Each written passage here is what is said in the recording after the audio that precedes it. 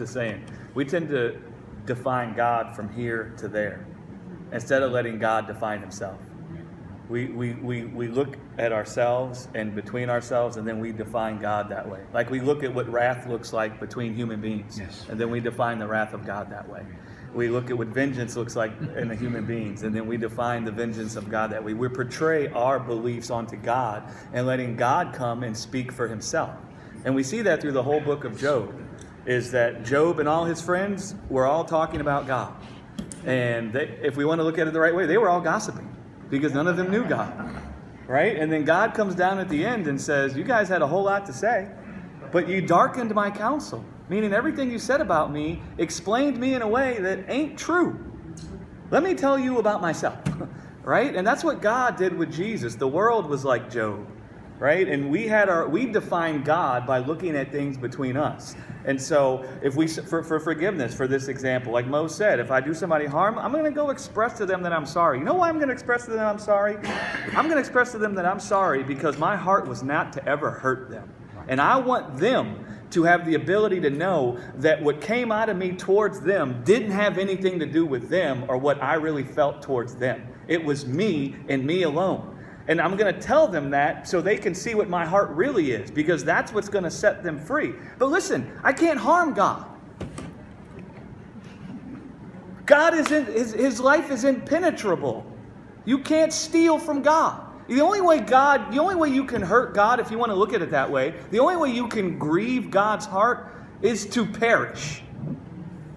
It's the only way you can grieve his heart. To reject eternal life as a gift. That's the only thing you can do for God to feel grief in his heart. It's to reject what he wants to give you for free. And so I don't engage with God the same way, but we tend to define forgiveness with God as we will with a person. So absolutely, if I hurt Mo, I'm going to go tell him I'm sorry. I'm not going to tell him I'm sorry from a selfish position where I want him to be nice to me again, or where I can bring my self-gratification by saying, well, I'm glad I got that off my chest. That ain't forgiveness, man. I just want Mo to know that my heart was never to hurt him. That what came out of me towards him wasn't because I saw him crooked, or I saw that he lacked something good, or that he wasn't beautiful, or that he didn't deserve to be treated good, or that he didn't deserve for me to treat him with honor or respect. I want him to know that what came out of me towards him was a function of my brokenness and nothing to do with him. So that my brokenness that reached out and touched him won't be able to have power to tell him, what's wrong with you, Mo, that Greg did that?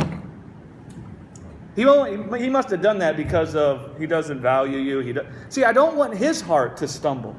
That's why I'm going to tell him. It ain't going to be any kind of self-gratification thing. It ain't going to be so I can walk over the corner and say, well, I did what I was supposed to do. I apologize.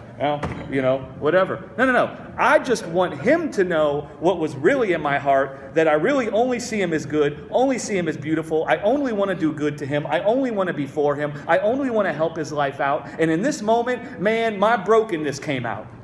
And I'm sorry. And then that's it. And I want that to happen so he could see. Because, guys, when people do things to us, we filter it through ourselves. And when we apologize, if we want to call it that, the real purpose of going to somebody when you hurt them is so that they can stop filtering what you did to them through themselves. So that they don't think that they're the cause of what you did. Right? How many times when our parents did things to us when we were kids, we thought it was us that caused it?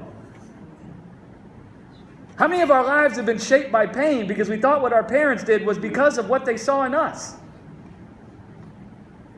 Forgiveness would be for us to understand that it wasn't us, it was them. And it had nothing to do with what we had done.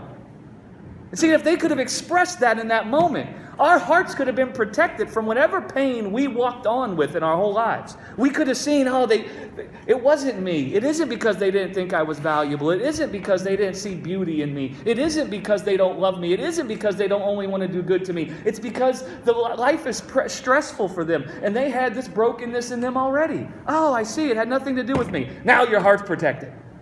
That's what it's supposed to be about, guys. When we go to somebody and we say we're sorry, if we want to call it that. We've turned it so much into like a principle we're working. I can't.